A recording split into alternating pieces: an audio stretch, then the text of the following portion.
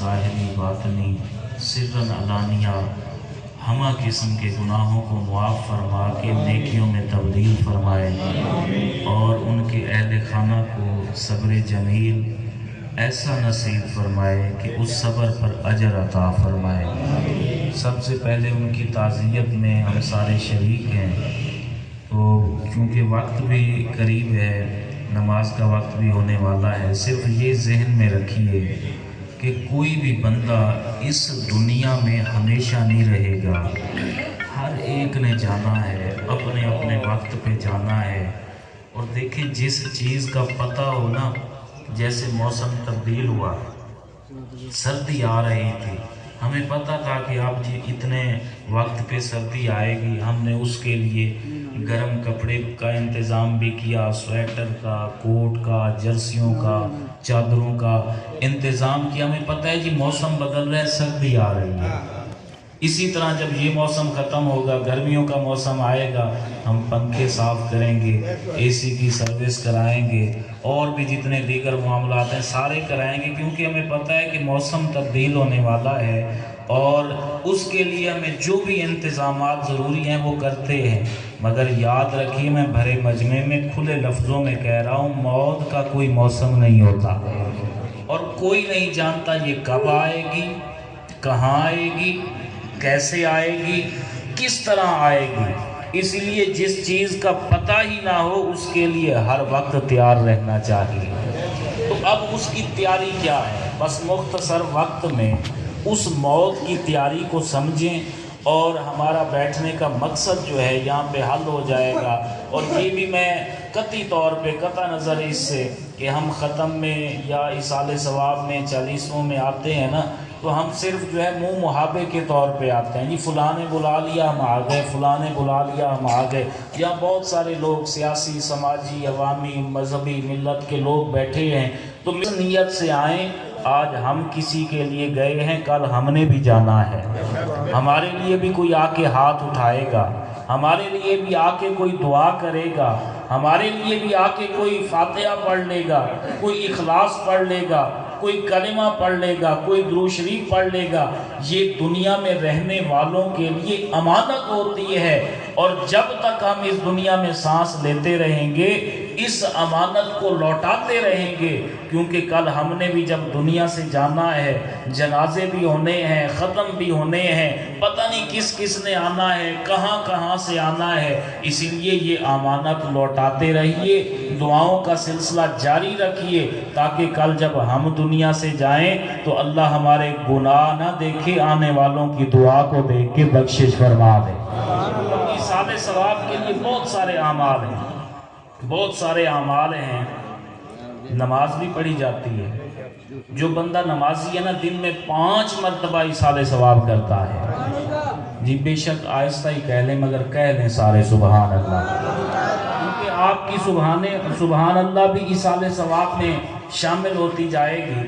دن میں 5 مرتبہ نماز پڑھ کے ایصال ثواب، قرآن پڑھیں ایصال ثواب، درود شریف پڑھیں ایصال ثواب، نعت پڑھیں ایصال ثواب، کوئی صدقہ کریں ایصال ثواب، مسافروں کے لیے پانی کا انتظام کریں ایصال ثواب، مسافروں کے لیے سائے کا انتظام کریں ایصال ثواب، کسی مسافروں کے لیے بیٹھنے کی جگہ کا انتظام کریں ایصال ثواب۔ رفاہ عامہ کے جتنے بھی کام کر لیں، خیر و برکت کے جتنے بھی کام کر لیں، سارے ایصال ثواب ہیں۔ مگر میں جو عرض کرنا چاہتا ہوں، اللہ کرے میں سمجھا پاؤں، نماز پڑھی، روزہ رکھا، حج کی، زکوٰۃ دی، صدقات، عطیات، یہ سارے اعمال جتنے بھی کیے، ان میں 50-50 چانس ہوتے ہیں۔ وہ مالک ہے، وہ بے نیاز ہے، وہ احد ذات ہے، وہ صمد ذات ہے، تیرا اور میرا پابند نہیں ہے۔ ہم اسے سجدہ کریں وہ تب بھی اللہ ہے، نہ کریں وہ تب بھی اللہ ہے۔ اس کی معبودیت इबादियत में फ़र्क नहीं आता, उसकी मस्जूदियत में फ़र्क नहीं आता, उसकी वहदानियत में फ़र्क नहीं आता। हम अच्छे आमाल करें वो तब भी वैसा है, ना करें वो तब भी वैसा है। सारे आमाल 50-50 चांस हैं, वो चाहे तो कबूल कर ले, चाहे तो रद्द कर दे। उसकी ज़ात की और उसकी सिफात की ये शान है कि वो हमें देखकर नहीं करता, जो वो चाहता है वो ही करता है। हमारी बदआमालियों की वजह से रद्द भी हो सकते हैं, कबूल भी हो सकते हैं। याद रखिएगा, एक अमल ऐसा है कि वो रद्द नहीं करता, वो रद्द नहीं करता, वो रद्द नहीं करता। भाई वो अमल ऐसा है जहां करो कबूल है, जो करे कबूल है, जिस तरह करे कबूल है, जिस हालत में करे कबूल है, बैठकर करे कबूल है, खड़ा होकर करे कबूल है, क़ियाम में करे कबूल है, किरात में करे कबूल है, सजदे में करे कबूल है, रुकू की हालत में करे कबूल है। जिस हालत में करे कबूल है तो हमें उस अमल को ढूंढना चाहिए, उस अमल को देखना चाहिए कि जिसमें चांस नहीं, कबूल ही कबूल है। भाई वो कौन सा अमल है? अब सुनिएगा, खुदा की इज्जत की कसम है, मैं इस कुर्सी को मिंबर बना के तसव्वुर करके इसके तकद्दुस की कसम उठा के कह रहा हूं, वो तेरे और मेरे नबी का जिक्र है। ये रद्द नहीं होता, कबूल होता है, क्योंकि खुदा इसके करने वाले की औकात नहीं देखता, मोहम्मद अरबी की जात देखता है। तो इसलिए इस इसाले सवाब पर जो सबसे बड़ा अमल है वो अपने मोहसिन आज़म को याद करना, वो अपने नबी का जिक्र करना। लोगों ने पता नहीं क्या क्या बनाया हुआ है और कहां कौन कौन से रास्ते दिखाए जा रहे हैं, मगर याद रखिए पूरी कायनात से रास्ता एक ही है जो मदीने जाता है। रास्ता एक ही है जो मदीने जाता है, मंजिल एक ही है जो मोहम्मद अरबी की तरफ लेके जाती है। और याद रख लेना, मैंने जो आयत पढ़ी है ना, उसका शान नुज़ूल अर्ज करने लगा हूं। ये ना समझना कि लफ्जों की भरमार करके चला जाऊंगा, ये जुमले होंगे, ये फिक्रों की भरमार होगी। नहीं नहीं, आले सुन्नत का जिम्मेदार आदमी हूं, जो भी अर्ज करूंगा या कुरान होगा या नबी का फरमान होगा।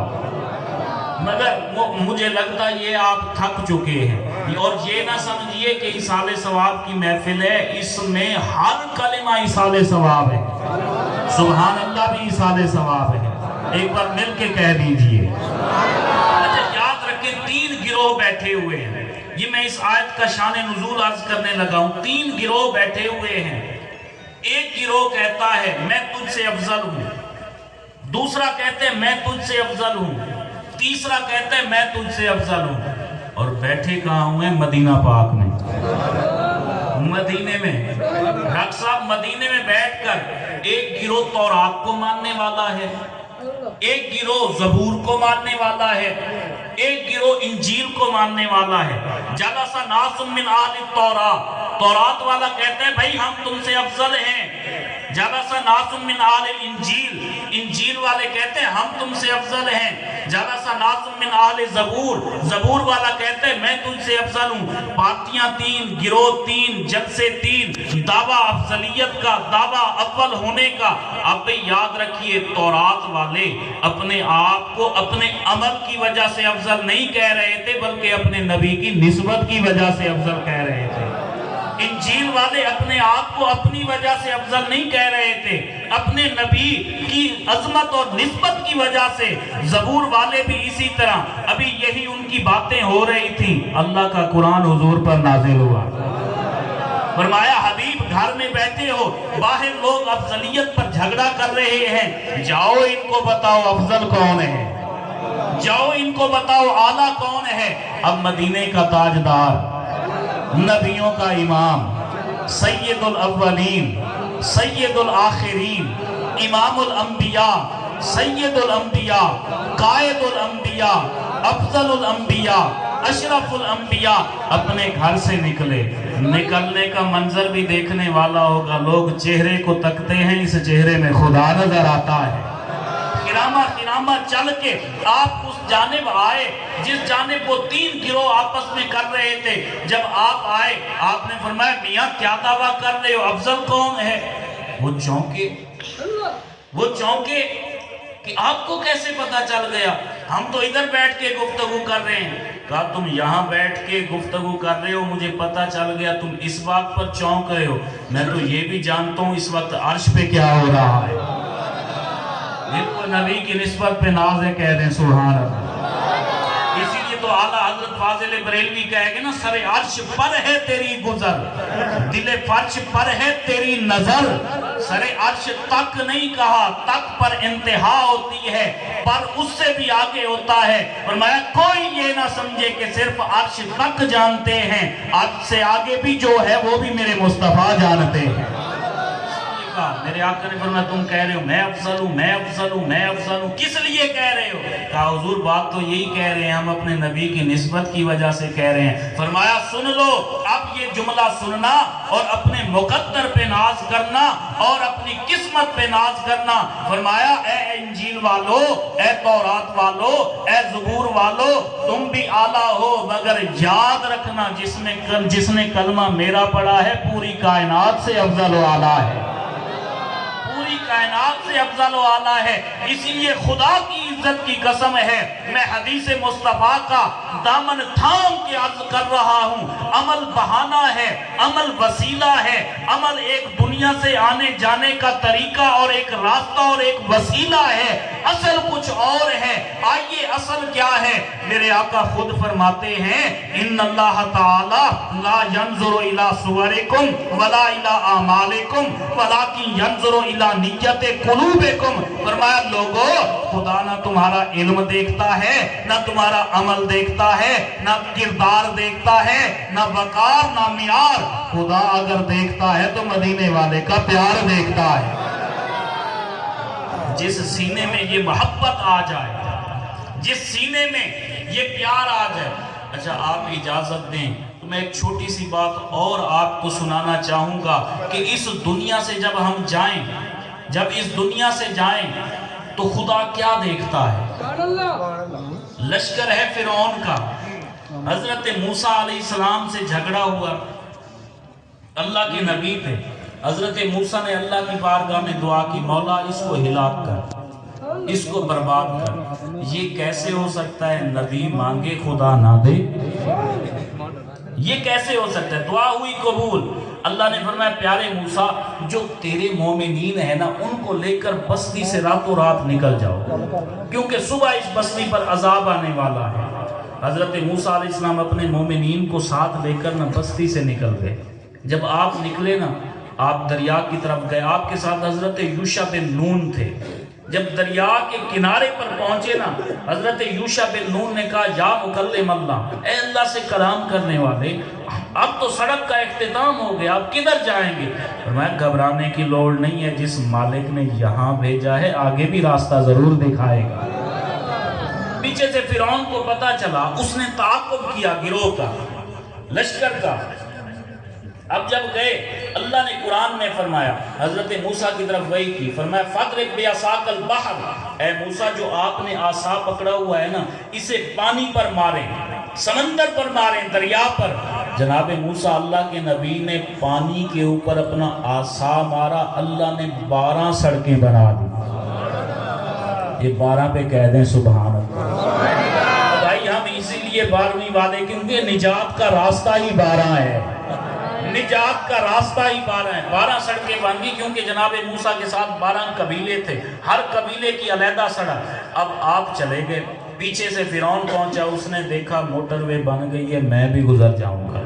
لیکن اسے پتا نہیں تھا موٹر وے پہ جانے کے لیے پرچی بھی کٹوانی پڑتی ہے, ٹول پلازہ بھی دینا پڑتا ہے, اور جو خدائی موٹر وے ہے, معجزاتی موٹر وے ہے, اس پہ گزرنے کے لیے ٹول پلازہ اور پرچی اللہ کے نبی کی محبت ہے, اللہ کے نبی کا عشق ہے. جب حضرت موسیٰ علیہ السلام گزر گئے, اور یہ بھی یاد رکھیں اللہ کا قرآن کہتا ہے کہ حضرت موسیٰ علیہ السلام کے لشکر میں سامری جادوگر تھا جو کہ کافر تھا.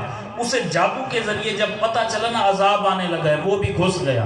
قرآن نے اس کو کہا یہ کافر ہے, یہ نامراد ہے, یہ پلید ہے. ان کی صفوں میں گھس گیا، پار ہو گیا، پار ہو گیا، کافر تھا۔ پیچھے سے فرعون کا لشکر آیا، دیکھا سڑکیں بنی ہوئی ہیں، یہ گئے ان کے گروہ میں، فرعون کے لشکر میں۔ اللہ کا قرآن کہتا ہے وَقَالَ رَجُلٌ مُؤْمِنٌ مِّنْ آلِ فرعون، ایک مومن تھا یکتم ایمانہ، جس نے اپنے ایمان کو چھپایا ہوا۔ کوئی من گھڑت نہیں سنا رہا، اللہ کا قرآن ہے۔ قرآن کہتے ہیں ایک مومن ادھر ہے، ایک کافر ادھر ہے۔ اب جو کافر تھا اچھوں کی معیت میں آیا، گزر گیا۔ مومن تھا، فرعون کے لشکر کے ساتھ ملا، غرق ہو گیا۔ بھائی میرا مقصد واقعہ سنانا نہیں تھا، صرف یہ بتانا تھا اللہ یہ نہیں دیکھتا تم کون ہو، بس وہ یہ دیکھتا ہے تم کھڑے کس کے ساتھ ہو، تمہاری نسبت کس کے ساتھ ہے، تمہاری رفاقت کس کے ساتھ ہے، تمہاری معیت کس کے ساتھ ہے۔ اب یاد رکھ لینا، میں چند جملے صرف آپ کے ذوق کے لیے کہہ رہا ہوں۔ قیامت کے دن خدا تیری نمازیں نہیں دیکھے گا، تیرے روزے نہیں دیکھے گا، تیرے اعمال نہیں دیکھے گا، وہ یہ دیکھے گا کہ یہ ابلیس کو ماننے والا ہے یا آدم صفی اللہ کو ماننے والا ہے۔ قیامت کے دن خدا یہ دیکھے گا کہ یہ نمرود کا حامی ہے یا جناب ابراہیم خلیل اللہ کو ماننے والا ہے۔ قیامت کے دن خدا یہ دیکھے گا یہ فرعون کے لشکر کی حمایت کرتا تھا یا موسیٰ کلیم اللہ کے ساتھ چلتا تھا، اور اس سے بڑا جملہ میرے دامن میں نہیں ہے۔ قیامت کے دن خدا یہ دیکھے گا ابو جہل کے ساتھ کون تھا، محمد الرسول اللہ کے ساتھ کون تھا۔ یہ سارا نسبت کا کمال ہے، بس نسبت ہو جائے۔ بس آخری بات سن لیجئے، جب کوئی بندہ اس دنیا سے جائے نا، اس کے پیچھے اولاد ہے، بیٹے ہیں، بیٹیاں ہیں، اہل خانہ ہیں، عزیز و اقارب ہیں، دوست و احباب ہیں، دعائیں کرتے ہیں، ہر کوئی اپنی حیثیت کے مطابق انتظام کرتا ہے۔ کاشف بھائی سنیے گا اور لطف لیجئے گا اس بات کا، آپ کا دکھ اپنی جگہ،